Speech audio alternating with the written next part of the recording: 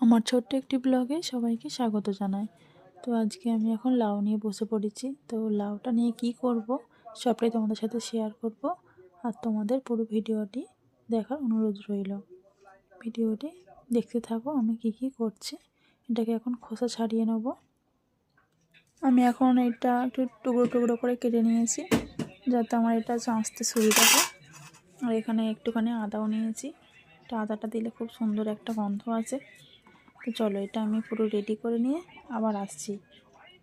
তারপর এখানে আমি সমস্ত কিছু উপকরণ নিয়ে বসে পড়েছি। এখানে হচ্ছে চালের গুঁড়ো, এখানে আমার লাউ আর আদা যেটা কোড়া হয়ে গেছে বা চাঁচা হয়ে গেছে, ওখানে চিনি, নারকেল কুড়ো সব নিয়ে একসাথে এটা হালকা হালকা জল দেবো, অল্প অল্প করে জল দেবো, দিয়ে আর এটা মাখতে হবে।